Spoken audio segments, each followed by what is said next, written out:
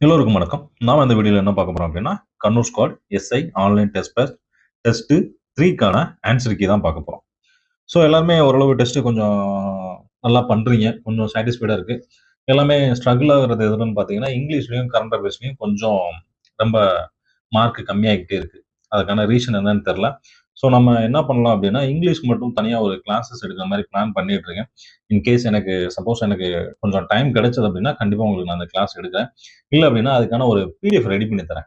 இங்கிலீஷ்க்கு மட்டும் ஸ்கூல் புக்ஸ்ல உள்ளது. 6 டூ 10 வரைக்கும் உள்ள நம்ம சிலபஸ்ல என்ன இருக்கு? இதுவரைக்கும் எதுல கேட்டிருக்காங்க?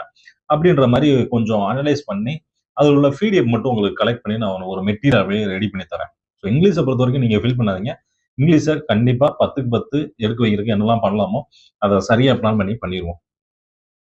ஸோ, டெஸ்ட்ட மட்டும் கொஞ்சம் கரெக்ட்டா ஃபாலோ பண்ணுங்க.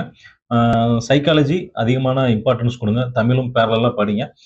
எல்லாரும் என்ன சொல்றீங்க அப்டின்னா, "சார் தமிழ் 3 இயல் குடுக்குறீங்க. 3 இயல் படிக்கிறது கொஞ்சம் டிஃபிகல்ட்டியா இருக்கு சார்." அப்படின்ற மாரி சொல்றீங்க. ஸோ ஒண்ணும் இல்ல. நீங்க வந்துட்டு தமிழ பொறுத்தவரைக்கும் ஓரலா நீங்க ரீட் பண்ணாலே போதும். நீங்க ஃபுல்லா படிக்கணும், மனப்பாடம் பண்ணணும் அப்படின்லாம் கிடையாது. நமக்கு தேவை 40 மார்க். இதுல உள்ளது என்ன பார்த்தீங்கன்னா, ஒரு பேசிக்கான ஒரு கொஸ்டின் தான் இருக்கும்.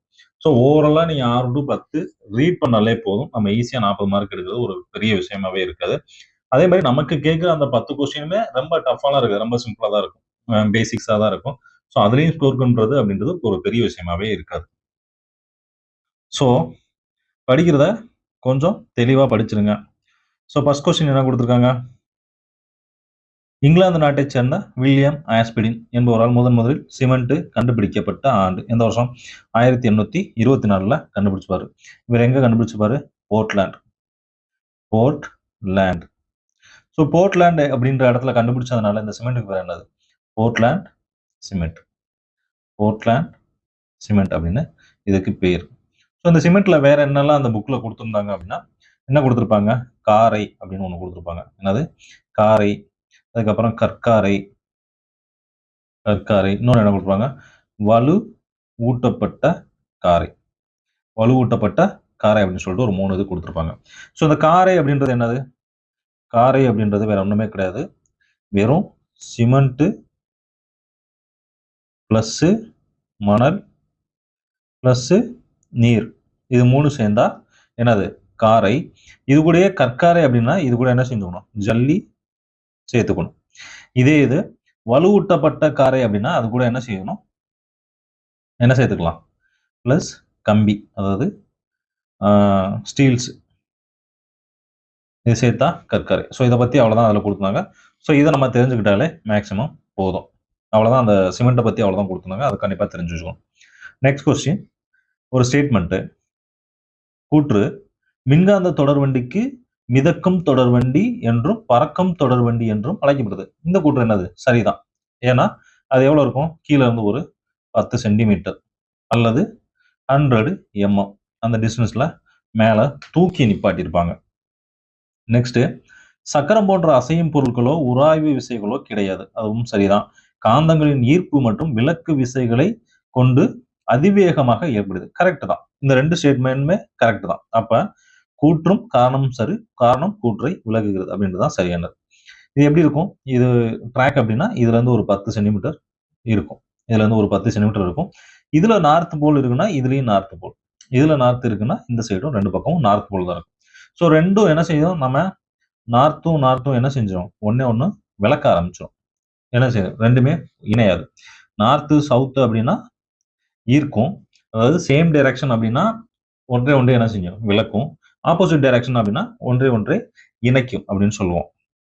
ஸோ அந்த அடிப்படையில தான் இது இயங்கும். ஸோ 2மே என்ன இருக்கும்னா, ஆப்போசிட் டைரக்ஷன். இன்னொன்னு என்னன்னா, மின்காந்த தொடர்வண்டி அப்படின்றதுக்கு ரீசன் என்ன அப்படின்னா, இப்ப இந்த ட்ராக் இருக்குன்னா, நார்மலா இருக்கும்போது இதுல ஒரு கரண்ட் போகல அப்படின்னா, இதுல காந்தம் இருக்குமா? மேக்னெட்டிக் பவர் இருக்குமா அப்படின்னா, கண்டிப்பா இருக்காது. எப்போ இதுல வந்துட்டு கரண்ட் சப்ளை ஆகுதோ, அப்ப மட்டும் தான் இதுல மேக்னெட்டிக் பவர் இருக்கும். அத வச்சு தான் அந்த வண்டி மூவ் ஆகி போகும். அதனால தான் இது மிதக்கும் அல்லது பறக்கும் தொடர்வண்டி அப்படின்னு அழைக்கிறாங்க. So next question. 2ஆம் புலிகேசியின் வெற்றிகளை விவரிக்கும் கல்வெட்டு எது? ஐகோல் கல்வெட்டு. 2ஆம் புலிகேசியின் வெற்றிகளை விவரிக்கும் கல்வெட்டு ஐகோல் கல்வெட்டு. அப்ப சாரநாத், சாஞ்சி இதெல்லாம் யார் வரும்? இதெல்லாம் இது அசோகர பத்தி சொல்லக்கூடிய கல்வெட்டு. அசோகரோட கல்வெட்டுக்கள். ஜுனாகத் அப்படின்றது ருத்ரதாமன். ருத்ரதாமன் அப்படின்றவரு வடிவமைச்சிருக்காரு. யாரு? ருத்ரதாமன் 1. நெக்ஸ்ட், ஒரு சூழ்நிலை மண்டலத்தில் உண்ணுதல் மற்றும் உண்ணப்படுதலுக்கான வரிசை முறையை நாம் டேஸ் என்கிறோம். உண்ணுதல் மற்றும் உண்ணப்படுதலுக்கான வரிசை அப்படின்னு சொன்னோம்னா உணவு சங்கிலியை சொல்லுவோம். உணவு சங்கிலி அப்படின்னு சொல்லுவோம். ஸோ இந்த உணவு வலை, ஆற்றல் பிரமிடு, ஆற்றல் ஓட்டம்னா என்ன அப்படின்னா, இப்போ உணவு வலை அப்படின்னா, இப்போ இந்த சூழ்நிலை மண்டலம் இருக்கு. இந்த சூழ்நிலை மண்டலத்துல உண்ணுதல் மற்றும் உண்ணப்படுதலுக்கான வரிசையை நம்ம என்ன சொல்றோம்? உணவு சங்கிலின்னு சொல்றோம். பல்வேறு வகையான உணவு சங்கிலிகள் சேர்ந்து ஒரு வலையை உருவாக்கும். அந்த வலைக்கு பேர் தான் என்னது? உணவு வலை அப்படின்னு பேரு. ஸோ ஆற்றல் பிரமிடு அப்படின்றது என்ன அப்படின்னா, இப்போ ஒவ்வொரு ஸ்டேஜா இருக்கும். என்ன இருக்கும்? ஒண்ணு ஃபர்ஸ்ட் உற்பத்தியாளர் இருப்பாங்க. அப்புறம் நுகர்வோர்கள் இருப்பாங்க. ஸோ ஒவ்வொரு ஸ்டேஜா இருக்கும் இது. ஸோ இந்த ஸ்டேஜ் வைஸா அது வரும். எப்படின்னா, ஒவ்வொரு ஸ்டேஜ்லயும் ஆற்றல் இழந்துகிட்டே வரும். இப்போ சூரியன்ட்ட பெறுற ஆற்றல் தாவரங்கள் வாங்கும். தாவரங்கள்ல இருந்து அடுத்து விலங்குகளுக்கு வரும். ஸோ அப்படி ஒவ்வொன்னுக்கா வரும்போது, ஒவ்வொரு ஸ்டேஜ்லயும் இந்த ஆற்றல் என்ன செஞ்சு வரும்? குறைஞ்சுகிட்டே வரும். அதுக்கு பேரு தான் ஆற்றல் பிரமிடு. ஆற்றல் ஓட்டம் அப்படின்றது என்னன்னா, இப்போ சூரியன்ல இருந்து தாவரங்கள் எனர்ஜிய வாங்கும். ஸோ அதுல இருந்து யாரு? விலங்குகள் பெறுறாங்க. ஸோ ஒவ்வொரு முறையும் யார் யாரு எனர்ஜிய வாங்கிட்டு வராங்க? அப்போ எனர்ஜிய அப்படியே கடத்திக்கிட்டே போறாங்க. எனர்ஜிய கடத்திக்கிட்டே போனா ஆற்றல் ஓட்டம். எனர்ஜிய இழக்கிறத பத்தி சொல்றது ஆற்றல் பிரமிடு. ஸோ அதுக்கான வித்தியாசத்த கரெக்ட்டா பார்த்துக்கோங்க. நெக்ஸ்ட், காந்த திசை காட்டி என்ன வரும்? காந்த ஊசி. ஈர்ப்பு என்ன வகை? ஈர்ப்பு அப்படின்றது எதிரெதிர் துருவங்கள் ஒன்றை ஒன்று இருக்கும். விலக்குதல் அப்படின்றது 3 ஒத்த துருவங்கள் ஒன்றை ஒன்று விலக்கும். காந்த துருவங்கள் அதிக வலிமை கொண்டது. ஸோ ஆப்ஷன் என்ன வரும்? என்ன ஒரு ஆப்ஷன்? என்ன இருக்கு? D, C, B, A. DCBA. இங்க ஆப்ஷன் இருக்கு. So option D is the correct answer. Next, காந்தத்தின் வடக்கே நோக்கும் முனை என்ன சொல்லுவோம்? வட துருவம் அப்படின்னு சொல்லுவோம். வட துருவம். அதே இது தெற்கே நோக்கும் முனைக்கு பேரு தென் துருவம் அப்படின்னு சொல்லுவோம். சிம்பிள் தான். தென் துருவம். ஸோ வட துருவம், தென் துருவம். நெக்ஸ்ட் கொஸ்டின், 180 டிகிரி தீர்க்கு கோடு என்பது என்னது? பன்னாட்டு தேதிக்கோடு அப்படின்னு சொல்லுவோம். நிலநடுக்கோடு, முதன்மை தீர்க்கு கோடு இதெல்லாம் என்னது? இப்போ ஒண்ணும் இல்ல. இது இருக்கு. இது புவி என்னது? ஜேடு அல்லது கோள வடிவம் அப்படின்னு சொல்லுவோம். ஸோ இந்த மாதிரி ஹரிசாண்டல் கோடுகள் எல்லாமே என்னது? இது எல்லாமே அச்சக்கோடு. இது எல்லாமே அச்சக்கோடுகள் அப்படின்னு சொல்லுவோம். ஸோ இதுலயே வெர்டிகலா வந்தது அப்படின்னா இது என்ன சொல்லுவோம்? தீர்க்க கோடுகள் அப்படின்னு சொல்லுவோம். தீர்க்க கோடுகள். இது தீர்க்க கோடுகள். தீர்க்க கோடுகள் மொத்தம் எத்தனை இருக்கும்? 360 டிகிரி. இங்க 0ல ஆரம்பிச்சு 360ல முடியும். ஸோ மொத்தம் 360. அச்சக்கோடுகள் மொத்தம் எத்தனை இருக்கும் அப்படின்னா, இங்க இருந்து இது வரைக்கும் ஒரு 89 இருக்கும். இங்க இருந்து இது வரைக்கும் ஒரு 89. 89 பிளஸ் 89 என்ன வரும்? 178. பேலன்ஸ் 3 கோடு என்ன வரும் அப்படின்னா, இந்த நிலநடுக்கோடு இது 1. ஸோ 178 பிளஸ் 1 பிளஸ் துருவங்கள்ல உள்ள 2 கோடு. So plus 2. ஸோ டோட்டலா 181. இதுதான் தீர்க்க கோடுகள். ஸோ இதுல வேற என்ன இருக்கு அப்படின்னா, இந்த அச்ச தீர்க்க கோடு பொறுத்து வேற மேஜரா பார்க்க வேண்டியது என்னன்னா, இது நம்ம பார்த்துட்டோம். இது நில நடுக்கோடு அப்படின்னு சொன்னோம். ஸோ இதுல இருந்து இங்க வரைக்கும் மேல இதுல வந்து ஒரு 23 டிகிரி. அது மாதிரி கீழையும் ஒரு 23 டிகிரி. இது என்னது? இது மகர ரேகை அப்படின்னு சொல்லுவோம். மகர ரேகை. வடக்க இருக்கிறது கடக ரேகை. கடக ரேகை. அதாவது தெற்க இருக்கிறதுக்கு பேரு மகர ரேகை, வடக்க இருக்கிறதுக்கு பேரு கடக ரேகை. இது மட்டும் மேஜரா தெரிஞ்சு வச்சுக்கோங்க. வேற ஒண்ணும் கிடையாது. ஸோ இத ஒட்டி இருக்கிறது எப்பவுமே வெப்பமா இருக்கும். அதனால இது வெப்பமண்டலம் அப்படின்னு சொல்லுவோம். இது வெப்பமண்டலம். இதுக்கப்புறம் ஒண்ணு இருக்கும் 66 டிகிரி. 66 டிகிரி. 66 டிகிரில இருக்கும். ஸோ இது மித வெப்பமண்டலம். ஸோ 90 டிகிரி வரும்போது துருவ பகுதி. அங்க என்னது? கூலிங்கா இருக்கும். ஸோ அச்ச தீர்க்க கோடுகள் பொறுத்த வரைக்கும் இவ்வளவுதான். இதை மட்டும் தெரிஞ்சு வச்சுக்கோங்க. மேஜரா வேற எதுவுமே நம்ம தெரிஞ்சுக்கணும்னு அவசியம் கிடையாது. ஸோ நெக்ஸ்ட், மனித தோலில் பட்டால் எரிச்சல் ஊட்டும் தன்மை கொண்டது. பீனால் என்பது கார்பாலிக் அமிலம். இது கரெக்ட் தான். அப்ப எதை பத்தி சொல்லியிருக்காங்க? எல்லாமே பீனால் பத்தி தான் இந்த ஸ்டேட்மெண்ட் சொல்லியிருக்காங்க அப்படின்னா, இப்ப இந்த ஸ்டேட்மெண்ட்டும் கரெக்ட் தான். பீனால் வீரியம் குறைந்த மற்றும் ஆவியாகும் தன்மை உள்ள வெண்மை நிற திரவமாகும். பீனால் அப்படின்றது திரவம் கிடையாது. அது ஒரு என்னது? அது ஒரு சாலிட். திடப்பொருள். ஸோ இது தப்பு. திரவம் அப்படின்றது தப்பு. ஸோ இதுதான் தவறானது. வேற பீனாலோட வாய்ப்பாடு என்ன? C6H5OH. ஸோ அதை மட்டும் தெரிஞ்சுக்கிட்டா போதும். நெக்ஸ்ட் ஒரு பொறுத்துக்க. கிராம சபை அப்படின்றது ஒரு நிரந்தரமான அமைப்பு. ஊராட்சி ஒன்றியம் அப்படின்றது அங்க யார் தலைவரா இருப்பாங்க அப்படின்னா வட்டார வளர்ச்சி அலுவலர் அப்படின்றது இருப்பாங்க. பேரூராட்சியை பொறுத்த வரைக்கும் செயல் அலுவலர். உள்ளாட்சி தேர்தல் மாநில தேர்தல் ஆணையம் நடத்தும். ஸோ ஆப்ஷன் என்ன வரும்? DCAB. DCAP. DCAP. Option B is the correct answer. Next உணவுச் சங்கிலியின் படிநிலைகள் எவ்வாறு அழைக்கப்படுகின்றன? நம்ம ஆல்ரெடி பார்த்ததுதான். மேல பார்த்தோம்ல, ஒவ்வொன்றுக்கும் என்ன ஸ்டேட்மெண்ட் கொடுத்துருந்தோம். ஸோ அதை தான் இங்கேயும் கொடுத்துருந்தோம். உணவுச் சங்கிலியின் ஒவ்வொரு படிநிலைகள் ஊட்ட நிலைகள் அப்படின்னு சொல்லுவோம். ஸோ இது மொத்தம் இதுக்கெல்லாம் நம்ம என்ன சொல்லிட்டோம்? ஆல்ரெடி மேல சொல்லிட்டோம். நெக்ஸ்ட் லாட காந்தங்களை பாதுகாக்கும் முறைகள். லாட காந்தங்களை பாதுகாக்கும் முறைகள். தெர்மோகோல் வைத்து இது வரவே வராது. இரு முனைகளுக்கு இடையே தேனிரும்பை துண்டை வைத்து இதுதான் சரியானது. எதிரெதிர் முனைகள் ஒன்று என்று பார்ப்பது போல வைத்து இடையில் மரக்கட்டை வைப்பது. அப்ப இது என்ன வரும்? இது எதுக்கு வரும்னா சட்ட காந்தத்துக்கு மட்டும்தான் வரும். எதுக்கு? சட்ட காந்தம் அப்படின்றதுலாம் வரும். ஸோ ஆப்ஷன் இதுக்கு என்ன வரும்? பி தான் கரெக்ட். Next question. குஷான பேரரசர்கள் அனைவரிலும் தலை சிறந்தவர் யாருன்னா கனிஷ்கர். கனிஷ்கர் தான் அனைவரிலும் தலை சிறந்தவர். நெக்ஸ்ட் மக்களாட்சியின் வகைகள் எத்தனை இருக்கு? 2. ஒன்னு நேரடி, இன்னொன்னு மறைமுகம். ஸோ இது 2 தான். Next question. அறுவை சிகிச்சையில் எலும்பு முறிவுகளை சரி செய்ய பயன்படுவது எது?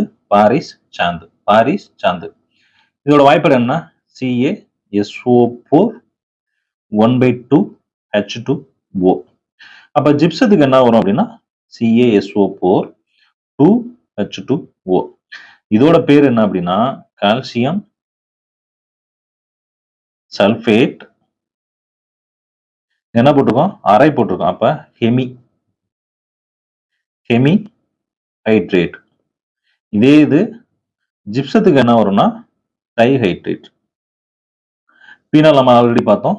C6H5OH கார்பாலிக் அமிலம். கார்பாலிக் அமிலம். எப்சம் அப்படின்றது magnesium sulphate. Magnesium sulphate. Magnesium sulphate என்ன வரணும்? இதோட வாய்ப்பாடு MgSO4 7H2O. நெக்ஸ்ட் பேரூராட்சியின் தலைவர் யாரு? செயல் அலுவலர். பேரூராட்சியின் தலைவர் செயல் அலுவலர். மேயர் அப்படின்றவங்க எங்க வருவாங்க? மாநகராட்சியில வருவாங்க. மாநகராட்சியில வருவாங்க. நெக்ஸ்ட் கொஸ்டின் ஒரு பொறுத்துக. நறுமணம் தரும் இது தப்பு. நார் தரும் தாவரம். நார் தரும் தாவரம் அப்படின்னு வந்திருக்கணும்.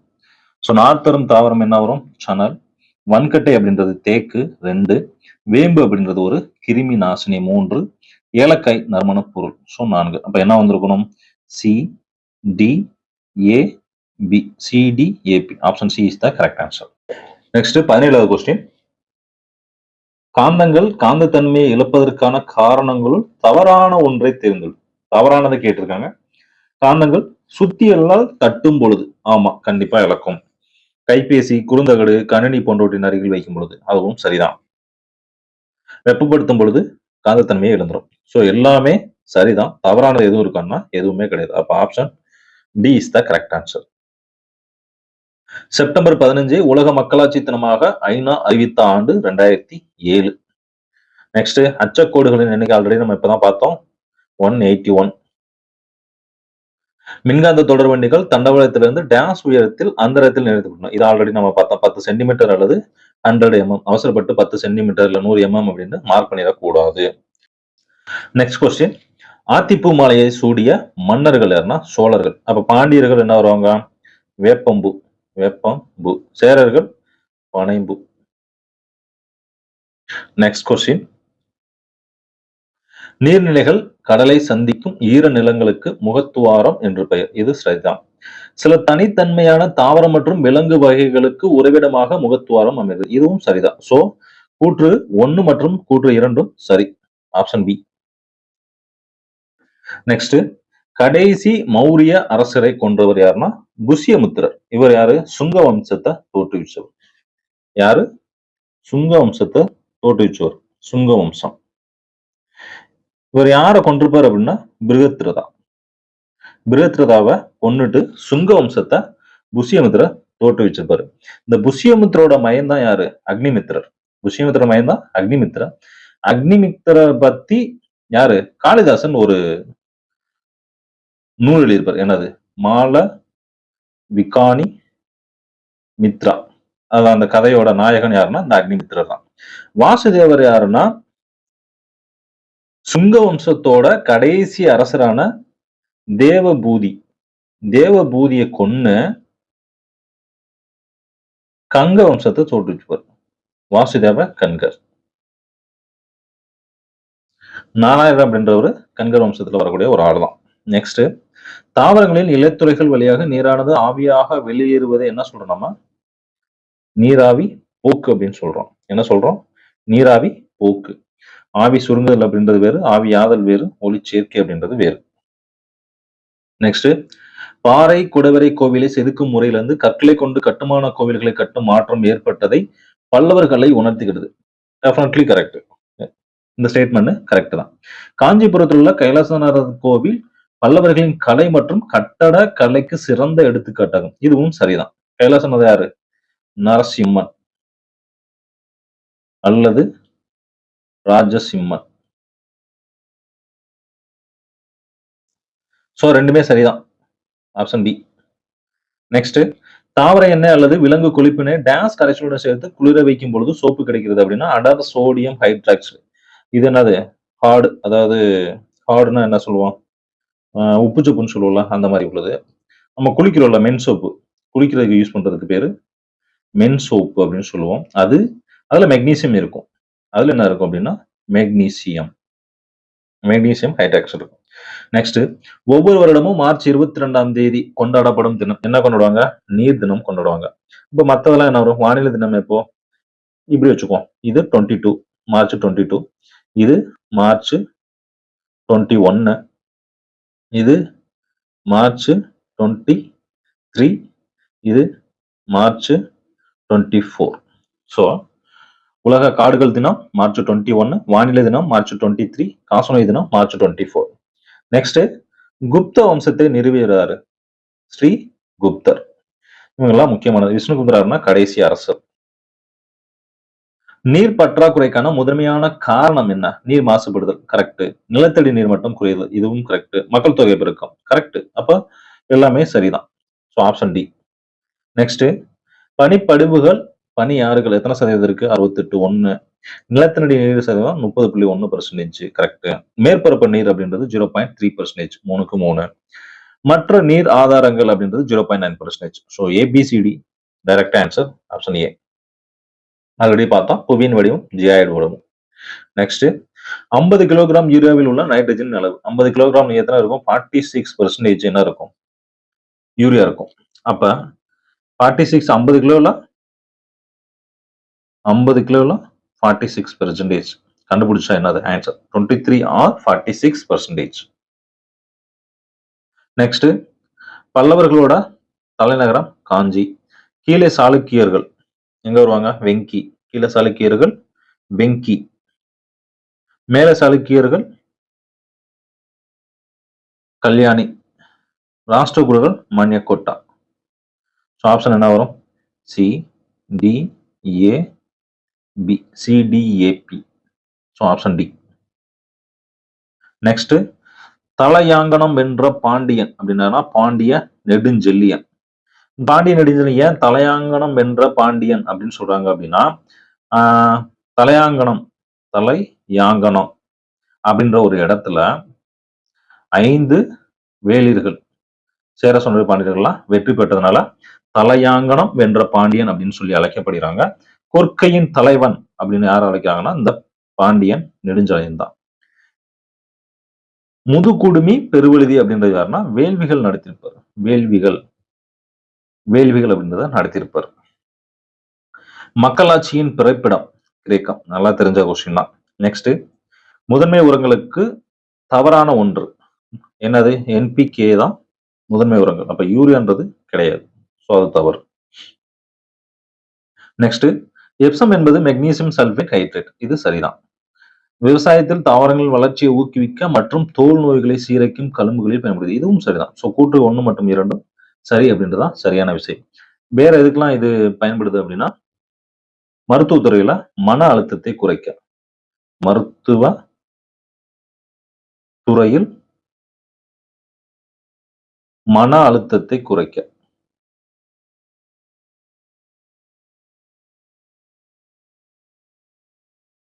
நெக்ஸ்ட் நேரடி மக்களாட்சியில் வாக்களிப்பவர் யாரு? வாக்காளர்கள். எந்த எலெக்ஷனா இருந்தாலும் வாக்காளர்கள் தான் வாக்களிப்பாங்க. நெக்ஸ்ட் தமிழகத்தில் பத்தினி வழிபாட்டை அறிமுகம் செய்தவர் சேரன் செங்குட்டுவன். அறுவை சிகிச்சையில் கிருமி நாசினியாக பயன்படுவது. அறுவை சிகிச்சையில் கிருமி நாசினியாக பயன்படுவது பீனால். என்ன வரும்? பீனால் தான் கிருமி நாசினி அப்படின்னு வந்துட்டால என்ன வந்துடணும்? பீனால். மற்ற 3க்கான விளக்கம் நம்ம ஆல்ரெடி பார்த்துட்டோம். நெக்ஸ்ட் இந்தியாவின் பழமையான உள்ளாட்சி அமைப்பாக அமைக்கப்பட்ட நகரம் மற்றும் ஆண்டு. சென்னை 1688. எந்த புள்ளியில் நிலநடுக்கம் தோன்றுகிறதோ அப்புள்ளி என்ன அது? நிலநடுக்க மையம் அப்படின்னு சொல்லுவோம். உலகிலேயே முதலில் பெண்களுக்கு ஓட்டுரிமை அளித்த நாடு நியூசிலாந்து 1893. இந்தியா 1920 நியர்லி 20 முதல் எலெக்ஷன் நடந்தப்போ 1920-21 காலகட்டத்துல. அமெரிக்கா, இங்கிலாந்து நீங்க கீழே கமெண்ட்ல பண்ணுங்க. நெக்ஸ்ட் ஒரு சூழ்நிலை மண்டலத்தில் எல்லா உணவு சங்கிலியும் ஒன்றிணைத்தால் பல்வேறு பிணைப்புகளை கொண்டுள்ள ஒரு வலையமைப்பு கிடைக்கும். இதனை நாம என்ன செஞ்சோம்? உணவு வலை அப்படின்னு சொல்லியிருக்கோம். இது ஆல்ரெடி நம்ம ஸ்டார்டிங்ல சொல்லிட்டோம். நெக்ஸ்ட் உணவூட்ட நிலைகளில் ஒவ்வொரு மட்டத்திலும் ஏற்படும் ஆற்றல் இழப்பை நாம் எதன் மூலம் புரிஞ்சுக்கலாம்? ஆற்றல் இழப்பு ஆல்ரெடி என்ன சொன்னேன்? ஆற்றல் பிரமிடை வச்சு நம்ம கண்டுபிடிச்சுக்கலாம். திடக்கழிவு மேலாண்மை விதி 2016 கொண்டு வந்திருப்பாங்க.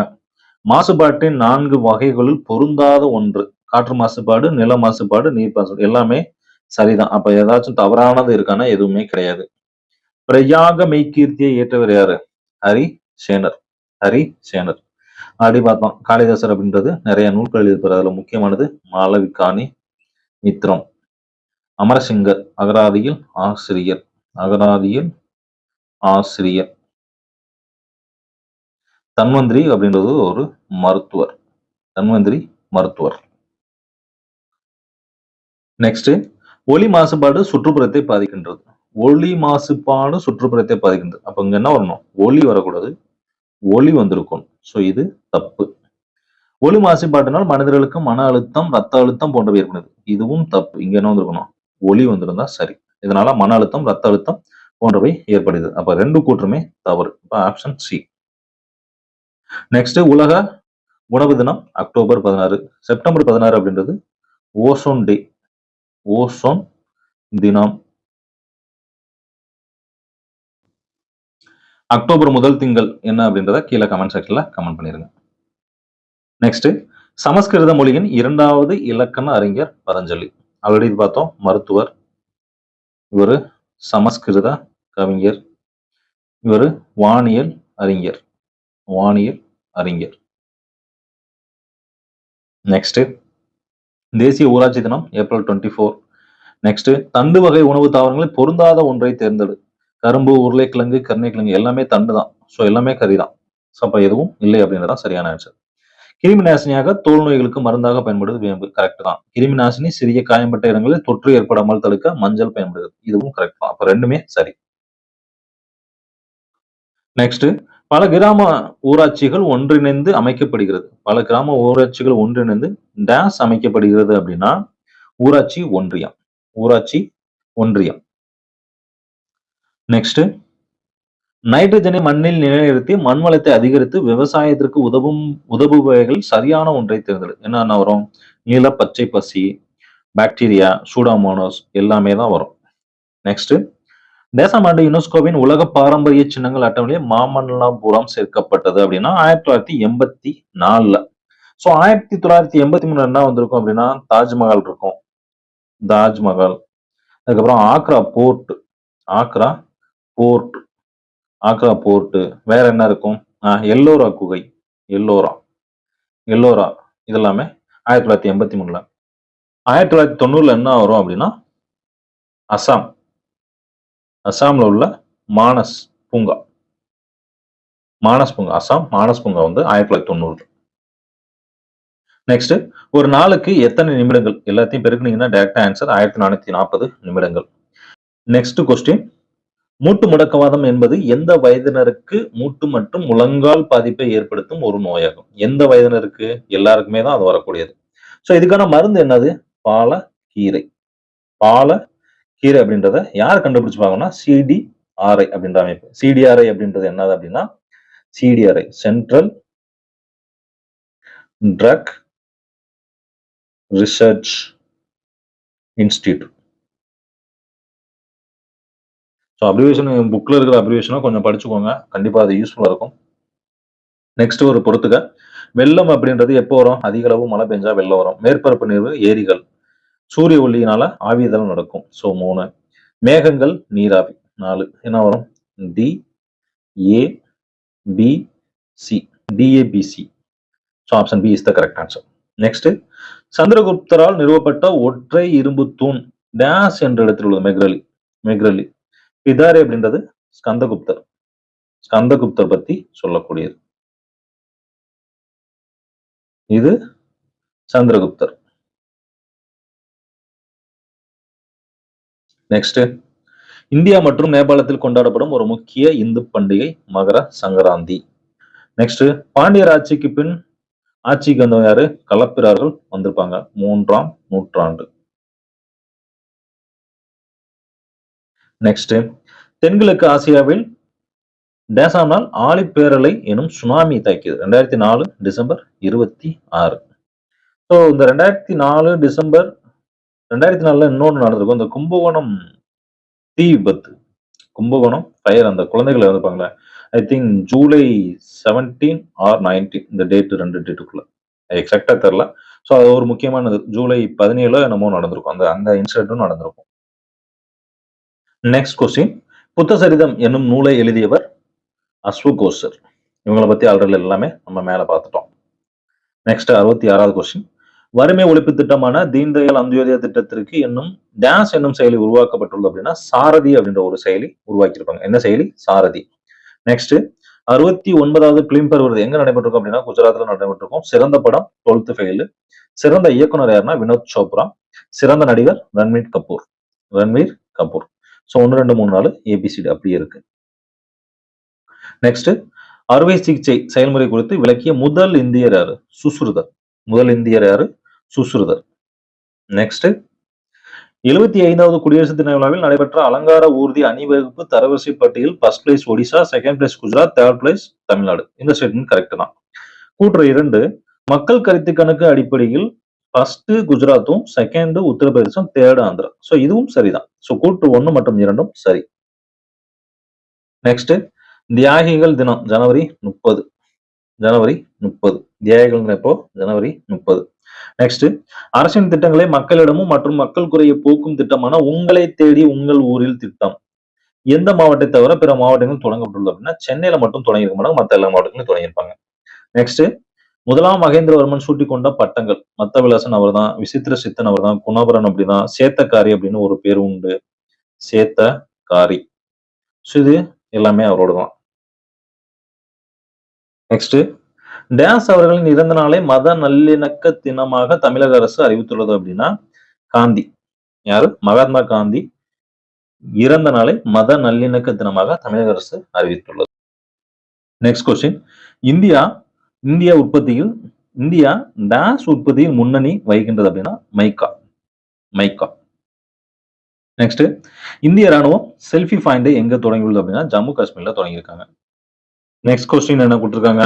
பழமையான அரசியலமைப்பு தற்பொழுதும் நடைமுறையில் உள்ள நாடு எங்க இருக்கு? இத்தாலியில இருக்கு. எங்க இருக்கு? இத்தாலியில இருக்கு. அப்ப இங்கிலாந்து என்ன வரும்? இங்கிலாந்து 12 15 மகா சாசனம். மகா சாசனம். ரோம். ரோம்ல என்ன இருக்கும்? ரோம் எதுவும் கிடையாது. நாகரிக வளர்ச்சி அப்படின்ற மாதிரி வரும். நாகரிக வளர்ச்சி சம்திங் அந்த மாதிரி வரும். வேற என்ன வரும்? கிரீஸுக்கு என்ன கொடுத்திருப்பாங்க? அரசியல் தத்துவத்தின் அடித்தளம். அரசியல் தத்துவத்தின் அடித்தளம். தத்துவத்தின் அடித்தளம். நெக்ஸ்ட், நாட்டில் முதல் முறையாக ட்ரோன் மூலம் ரத்தப்பை விநியோகம் செய்துள்ள மாநிலம் எங்கன்னா ஒடிஷால பண்ணியிருப்பாங்க. நெக்ஸ்ட் 78வது கொஸ்டின். பொதுவான பட்ஜெட் என அழைக்கப்படும் இந்திய அரசின் வருடாந்திர நிதிநிலை அறிக்கைக்கான அரசியலமைப்பு பிரிவு 112 என்ன வரும்? 112 தான் சரியான ஆன்சர். சோ மத்த 3 ஆப்ஷனுக்கு என்ன ஆன்சர் வரும்? 216 எதை பத்தி சொல்லியிருப்பாங்க அப்படின்னா, உயர் நீதிமன்ற அமைப்புகள். உயர் நீதிமன்ற அமைப்புகள் பத்தி சொல்லியிருப்பாங்க. வேற என்ன இருக்கு? 221 யாருன்னா சேலரி, அதாவது சம்பளம் யாரோடதுன்னா நீதி அரசர்களோட சேலரி, அவங்களோட சம்பளம் பத்தி சொல்லியிருப்பாங்க. 212ல என்ன சொல்லியிருப்பாங்க அப்படின்னா, சட்டமன்ற நடவடிக்கைகள் பத்தி சொல்லியிருப்பாங்க. அதாவது சட்டமன்ற நடவடிக்கைகள்ல நீதிமன்றம் விசாரணை செய்யக்கூடாது அப்படின்ற மாதிரி சொல்லியிருப்பாங்க. நீதிமன்றம் விசாரணை செய்யக்கூடாது.